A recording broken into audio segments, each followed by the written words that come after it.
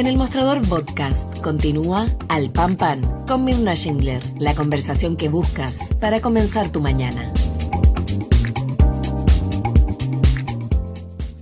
Ya estamos de regreso y vamos de inmediato a conversar entonces con el abogado, doctor en Derecho, ex ministro de Seguridad Pública, ex ministro de Justicia y Derechos Humanos, Luis Cordero. Luis, ¿cómo está? Muchas gracias por estar con nosotros esta mañana. No, por favor, buen día. Quiero partir con lo siguiente.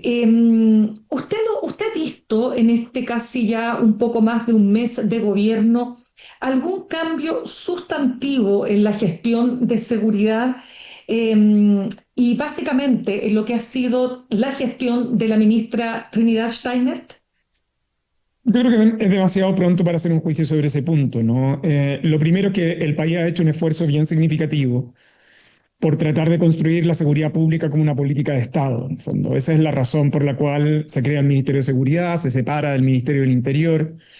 Y si uno aprecia el contenido de la ley, que fue el propósito de la instalación que mandató el presidente Boric para su instalación, está asociado a ser un ministerio que tiene a cargo la gestión integrada del sistema de seguridad pública, pero sobre todo la gestión de la política en materia de seguridad, de modo de poder construir indicadores respecto de los cuales se deban rendir cuenta en el mediano y en el largo plazo, ¿no? Es decir, salir estrictamente de la contingencia y mirar esto en perspectiva mediano y largo plazo, que es la única manera de poder mejorar los indicadores en materia de seguridad. Por eso hacer una evaluación a un mes me parece que es demasiado pronto, teniendo en consideración ese propósito.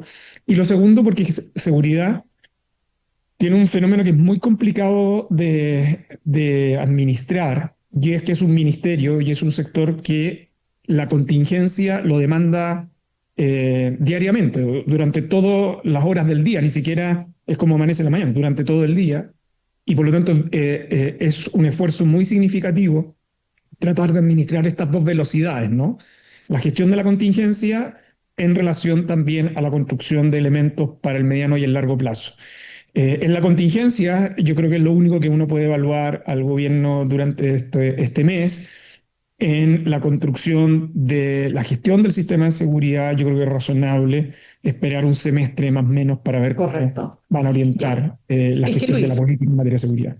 Perfecto, pero se lo pregunto por una razón súper simple, porque este gobierno fundó su campaña fundamentalmente en temas de seguridad y particularmente en promesas como que llegando el 11 de marzo se le acababa a los migrantes irregulares, ¿no es cierto?, su permanencia en Chile. O sea, eso fue parte de la retórica que se mantuvo durante muchos meses. Entonces yo le pregunto, ¿usted esperaba cambios en ese sentido o más bien cree que era sin duda una promesa como se hacen tantas en campaña? Yo creo que una retórica de campaña. Mire, lo que ha marcado las elecciones los últimos 2 años en el mundo, y Chile no fue la excepción, son 3 temas fundamentalmente, que es seguridad, costo de la vida y migración. Los argumentos de la campaña en torno a seguridad eran bastante conocidos. Chile, sin embargo, por un esfuerzo transversal, durante la administración del presidente Boric, construyó acuerdos nacionales en materia de seguridad, lo que permitió la dictación de un número muy significativo de leyes, más de 70, el aumento de más de un 16% en materia de presupuesto, pero sobre todo instalar un modelo de gestión de seguridad. Es decir, entender a la seguridad pública como un sistema que requiere de una articulación cotidiana, pero también con perspectiva a mediano y largo plazo. Y lo último es no perder de perspectiva los indicadores, ¿no? Si usted está preocupado en materia de seguridad, bueno, estos son los datos, ¿a cuánto se compromete? La administración del presidente Boric se comprometió en un contexto muy difícil, no solo a rediseñar la institucionalidad, no solo a aumentar los presupuestos, no solo a fortalecer las instituciones, sino que un indicador que estaba muy complejo en el país, que era el de homicidios consumados. El país pasó de 6.8 cada 100.000 habitantes a 5.4 cada 100.000 habitantes, con tercer año consecutivo a la baja y con números que comenzaron este año muy favorables también en ese sentido, y yo honestamente espero que esta administración también siga logrando esa baja porque es por el bien del país. Pero lo que yo creo que es conveniente internalizar es que la seguridad pública dejó de ser analizada estrictamente como una cuestión de contingencia de campaña, y el modelo institucional que el país se dio supone la definición de metas, indicadores y rendiciones de cuentas sobre la base de esos números hacia adelante, que por lo pronto la ley obliga a que el ministro o ministra de Seguridad deba rendir cuenta al Congreso sobre estos cumplimientos. Correcto. Ya que lo menciona, porque ese sí ha sido, por supuesto, un tema muy importante que tiene que ver con los homicidios, ¿qué le parece toda esta situación que se generó respecto de los datos del sistema STOP de Carabineros que señalaron que había un aumento del 42% de homicidios en los primeros 28 días del gobierno del presidente Kast? ¿Es confiable esa cifra? ¿Es una Lo que pasa es foto? que yo creo que es bueno desglosar acá. Primero, los Ya, datos es un tema esencial en materia de seguridad. Y yo aquí sí voy a manifestar una de las preocupaciones que yo creo que ha sido una de las decisiones erradas de esta administración. Eh, los datos son un tema esencial en materia de seguridad y en materia de justicia en general. Desde la instalación de la reforma procesal penal a finales de los 90, ha existido un esfuerzo muy significativo de todo el sistema de justicia, de jueces, de fiscales, de policías, de tratar de ir integrando información. Ha costado muchísimo al país. Mucho, no solo, fíjese que esto no ha sido costoso desde el punto de vista de recursos, que por cierto son muchos recursos los que se destinen, sino que fundamentalmente por un tema de barreras institucionales, ¿no? Que las instituciones funcionan como verdaderos silos, celosas de compartir información, porque en algún sentido implica control de esas instituciones también. Se ha avanzado y de hecho con la creación del Ministerio de Seguridad, dado que tenemos una gran heterogeneidad de fuentes de datos, que es otro tema que no es menor, en la creación del Ministerio de Seguridad, la ley encomendó la creación de la unidad estratégica que dependiera directamente del ministro. En la institucionalidad de seguridad hay dos instituciones que dependen directamente del ministro. Uno, el Centro Integrado de Coordinación Policial, CIRPOL, y en segundo lugar, la unidad estratégica cuyo propósito central es consolidar información para diseñar y elaborar políticas públicas en materia de seguridad. La decisión del gobierno en este segundo aspecto fue eliminar la unidad estratégica, o por lo pronto sus equipos abandonaron. Yo soy de aquellos que creen que el Ministerio de Seguridad necesita más ingenieros que abogados, ¿no? El Ministerio de Seguridad no es un ministerio operativo, requiere más de visión de política pública, de gestión, que una visión estrictamente penal, en mi opinión. Esa es mi opinión, ¿no? Entonces, ¿qué es lo que tenemos? No es que no tengamos datos en Chile. En Chile tenemos muchos datos, pero son de origen heterogéneo y por lo tanto hay que uniformar y estandarizarlos. Uno de los datos son los que provienen de Carabineros del sistema STOP, que en rigor es un mecanismo diseñado por la ley para que Carabineros tenga transparencia de la información respecto de las acciones policiales que ejecutan. ¿Ok? ya. Pero hay que tener mucho cuidado con entender que las cifras de seguridad son las de STOP. Entonces, cuando usted quiere comparar STOP, tiene que comparar STOP versus STOP. No Exacto. explico. Porque en el fondo lo que está observando es la función de Carabineros en ese sentido. Claro. Y por eso el esfuerzo del Ministerio de Seguridad es integrar no solo los datos de Carabineros, también el de la Policía de Investigaciones, el de otras instituciones del sistema de seguridad, del Ministerio Público, e ir estableciendo patrones que permitan uniformar. Entonces, lo que a mí me parece correcto es que si uno va a utilizar el STOP, lo que uno compare es STOP versus STOP. Segundo, porque los datos del STOP, al igual que otras bases antiguas del sistema, descansan sobre registros genéricos. Por ejemplo, en el homicidio es el homicidio, sin distinguir entre consumado, frustrado, en fin. Ya hay esfuerzos que es necesario hacer en ese sentido. Por eso yo creo que es conveniente persistir en la política de gestión de datos, es clave para el país y es clave sobre todo, dado que esta administración se ha fijado como criterio entregar datos semanales, que es un gran desafío. Eso le iba a preguntar también, esta estrategia de datos semanales, porque ya hay expertos que están datos semanales, el Estado lo tiene, ¿no? Todos los lunes en la mañana, por lo menos durante nuestro periodo, entiendo que la ministra Steiner también lo sigue desarrollando, se ejecuta el comité policial. En el comité policial, donde están todas las instituciones del sistema, operativas del sistema, se evalúa la semana y se evalúan los datos. Se evalúa los datos que termina por arrojar integradamente el domingo en la noche. Pero son datos que todavía están sujetos a revisión. Entonces, cuando usted entrega los datos el día lunes, son datos provisionales que le sirven para tomar orientaciones estratégicas y de gestión. Un ejemplo de esto. Más o menos sabemos por los datos que tenemos relativamente acumulados que más del 50% de los homicidios ocurren en 25 comunas de la región metropolitana. O sea, en 25 comunas del país, mayoritariamente concentradas en la región metropolitana, ¿no? Ya. Eso le permite definir estrategias de intervención policial o estrategias más globales de intervención en esos barrios. Entonces, los datos semanales siempre requieren de una explicación. Es una definición del gobierno, por cierto. A mí me parece que todas acciones de transparencia son convenientes, pero mi experiencia indica que si usted va a entregar datos muy recurrentes, que además son provisionales, siempre va a necesitar una explicación, ¿no? Entonces hay un ejercicio pedagógico que es muy relevante. Mire, Mirna, comunicar en seguridad es muy complejo, porque usted le puede decir a las personas, los números están bajando, pero basta que ocurra un homicidio complejo la noche anterior a que usted entregó esa información para que esa comunicación se diluya. Entonces, no solo es entregar datos, sino que cuál es la estrategia de comunicación de la información es muy relevante, porque yo creo que al final del día las personas entienden bien que pueden ocurrir crímenes y delitos o hechos que alteren la seguridad pública. Pero lo que importa es que tenga la visión de que hay autoridades que están a cargo, ¿no? Y eso es lo claro. Por eso comunicar Total. en seguridad es casi el 50% del trabajo, ¿no? Porque Ya. por la manera en que usted gestiona un sector que administra contingencia todos los días. Exacto, usted lo acaba de decir, cómo se comunica, y la ministra Steiner ha estado muy cuestionada respecto de cómo se comunica. Hemos estado un mes hablando de por qué sacaron a Consuelo Peña, que también es una opinión que quiero preguntarle a usted. Hemos estado también hablando de por qué eliminó esta unidad estratégica. Usted ya menciona la importancia de esta unidad, y no hemos hablado tanto de, bueno, de los grandes cambios que este gobierno se planteó, toda vez que su campaña se basó en que había una emergencia en materia de seguridad. Entonces, desde ese punto de vista solo, yo le pregunto cómo evalúa hasta ahora esa gestión.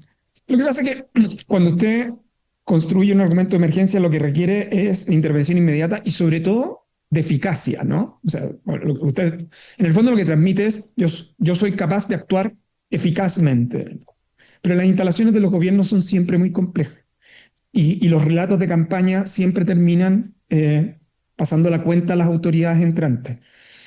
Lo segundo es que, a propósito de lo que usted indica, yo ya te he admitido porque creo que comunicar en seguridad es tan importante, pero comunicar desde el punto de vista del mensaje por parte del Estado, ¿no? Yo creo que siempre hay que tener mucho cuidado con singularizar en una autoridad en específica, porque si el país ha apostado por mirar la seguridad pública como una política permanente del Estado, uno tiene que evitar personalizar eso. Voy a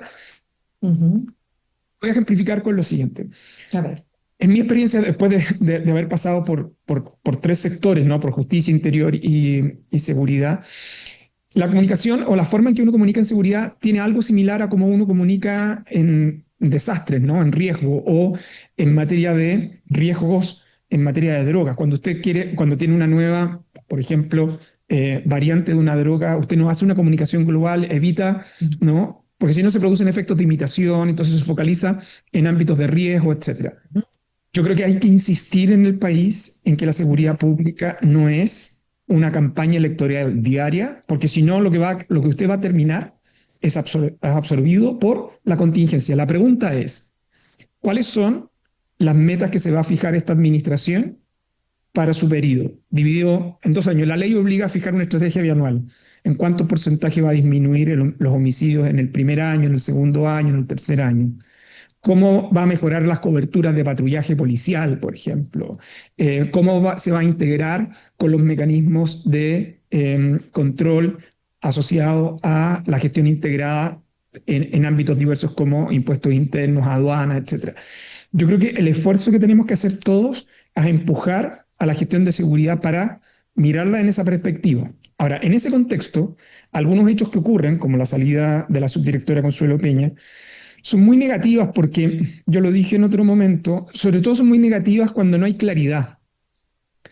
Yo creo que la primera obligación de las autoridades civiles es resguardar que las policías, y esto yo creo que también aplica a las Fuerzas Armadas, cumplan sus mandatos estrictamente sujetos a la Constitución, y eso significa que son instituciones jerarquizadas y obedientes. Y uno no tiene que perder de perspectiva eso.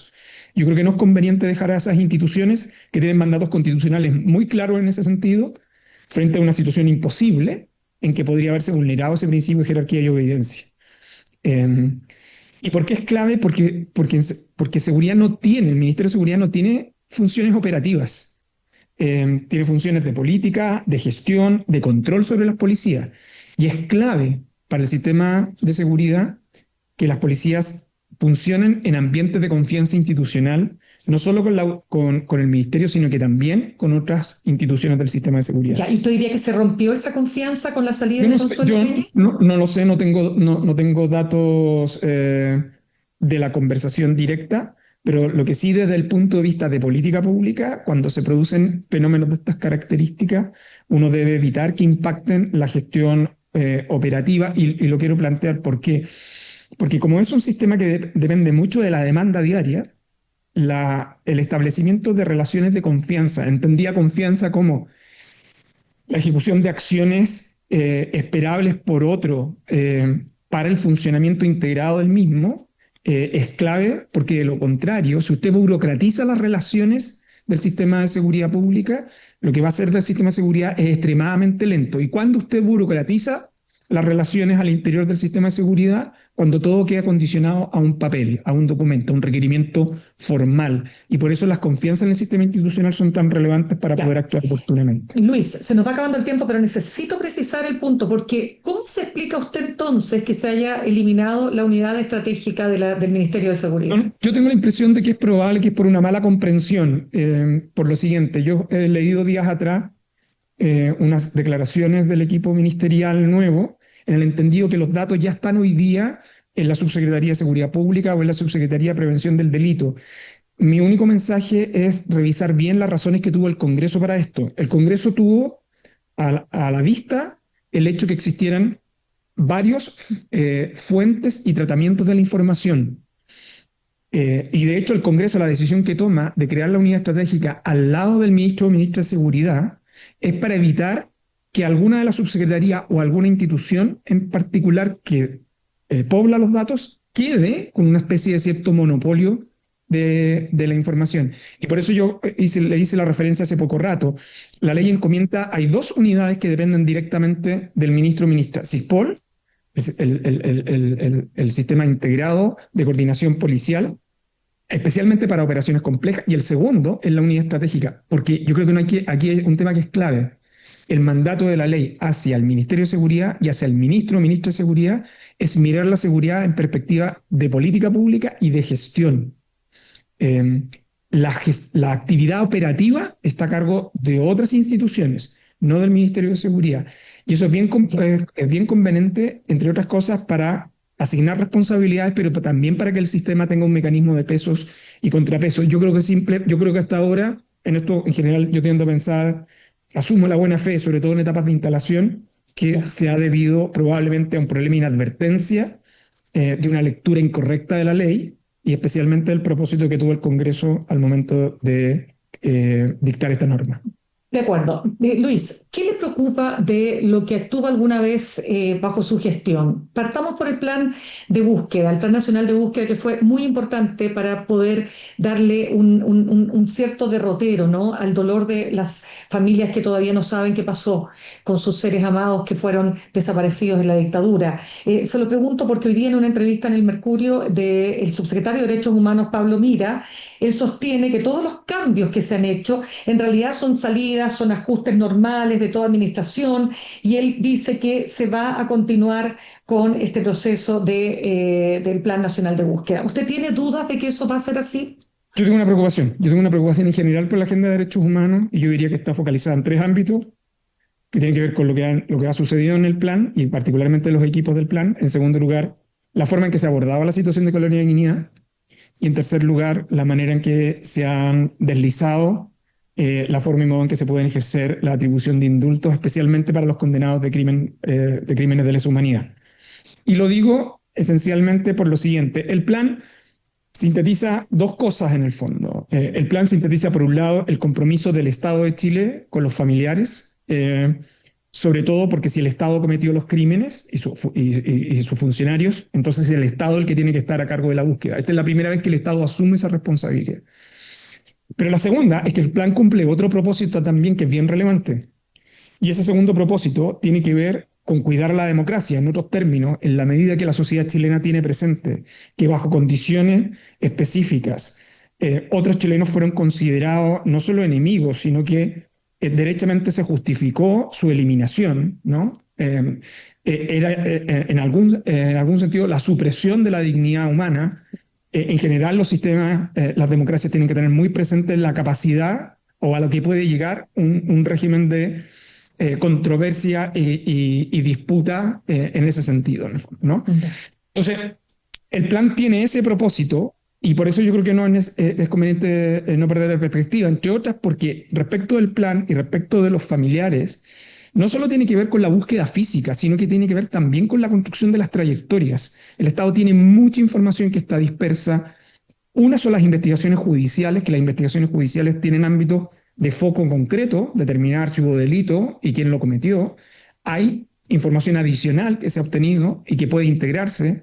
El trabajo que había hecho el plan respecto a recopilar información de otros archivos públicos, el año pasado creo que fue muy significativo el trabajo que se hizo con las Fuerzas Armadas en ese sentido. Y tercero, en torno al plan, es que la afirmación de decir, mire, estos son los ajustes normales, yo creo que hay que sacarlo del lenguaje de regularidad. Porque lo que es cuando uno tiene una política de Estado permanente, eso descansa en estructuras estatales permanentes. La jefa del programa y que estaba a cargo del plan, el programa está creado por ley por lo demás, es una funcionaria que lleva 14 años en derechos humanos. La persona que a continuación seguía era una persona que estaba a cargo precisamente de la construcción de trayectoria y la tercera persona es la persona que estaba destinada a la construcción de los archivos, los tres ejes centrales del plan. Cuando usted, ¿no?, saca a esas personas, lo que hace es afectar el funcionamiento operativo y la eficacia del Estado, en este caso del plan, y enseguida, para construir el funcionamiento del plan, usted requiere de nuevo la convergencia no solo del Estado, sino que también de los familiares de la sociedad civil. Estos días, el comité de seguimiento que integra los familiares, los representantes de los familiares, miembros de la sociedad civil, pero también de la academia, es muy transversal, manifestaron en una carta una preocupación de los impactos que esto pueda tener. Entonces, yo creo que uno puede decir, mire, yo soy partidario de mantener el plan, creo que sería una locura tener una agenda distinta, pero hay que tener cuidado también de que eso tenga un correlato en acciones concretas, porque una manera de no avanzar en el plan es no hacer mucho en el fondo, ¿no? No destinar presupuesto, estrangular un poco los ámbitos en los cuales puede intervenir. Y yo vuelvo a insistir, este es un ámbito en que compromete a la sociedad chilena. No solamente a los familiares, compromete a la sociedad chilena. Y por eso yo también tengo una preocupación por la forma en que se abordó Colonia Dignidad. Probablemente cuando se tomó esa decisión, yo creo que no se tenía conocimiento de los compromisos que tiene el Estado de Chile con el Estado alemán. Además, de la manera simple en que se hizo, es como que olvidáramos que era Colonia Dignidad, ¿no? Un enclave es un Estado dentro de un Estado tolerado por la sociedad chilena, donde respecto del cual el Estado no ejerció soberanía. Y cuando el presidente Elwin toma la decisión de retirarle la personalidad jurídica, miembros de la oposición de la época recurrieron al Tribunal Constitucional y acusaron que esto formaba parte de una operación de la izquierda. Años después, las investigaciones penales demostraron no solo los crímenes asociados a la dictadura, sino que también los graves delitos en materia de abusos sexuales contra niños, niñas y adolescentes que Paul Schaeffer lo llevaron a fugarse fuera del país. Quienes lo apoyaron en su oportunidad luego dijeron que desconocían esos delitos. Entonces, lo que quiero decir con esto es que Colonia Dignidad representa todo el núcleo de la maldad en un lugar. Entonces, prescindir pura y simplemente del debate de la expropiación es suprimir toda esa afectación. Uno podría haber tenido discusión, mire, a lo mejor no son todos esos metros cuadrados, a lo mejor el monto debe ser menor, pero otra cosa muy distinta es descalificar esa iniciativa cuando tiene todos estos componentes. Por eso yo diría que a mí, no solo respecto del plan, sino que la forma de abordar los temas de derechos humanos me parece uno de los temas más complejos de esta administración. Bien, pues Luis Cordero, abogado, doctor en Derecho, exministro de Seguridad Pública y exministro de Justicia y Derechos Humanos, queremos darle las gracias por haber estado con nosotros esta mañana. Por favor, que esté muy bien. Gracias. Nosotros nos vamos, pero antes, con la fuerza de la región más austral del mundo, llega aquí Magallanes, el nuevo newsletter regional del Mostrador. Desde el 15 de abril te contamos lo que pasa, lo que se conversa, lo que importa en Punta Arenas y alrededores, directamente a tu correo cada miércoles, porque Santiago no es Chile. Inscríbete gratis en Aquí Magallanes, el nuevo newsletter regional del Mostrador. Me despido, los dejo con Fran Castillo, empieza por acá, junto a Cristian Leporati y Marco Moreno. Que tengan un muy buen comienzo de semana. Cerramos por hoy Al Pan Pan con Mirna Schindler. De lunes a viernes de 8 a 9 de la mañana, entrevistas para partir el día. El Mostrador Podcast, el poder de la independencia.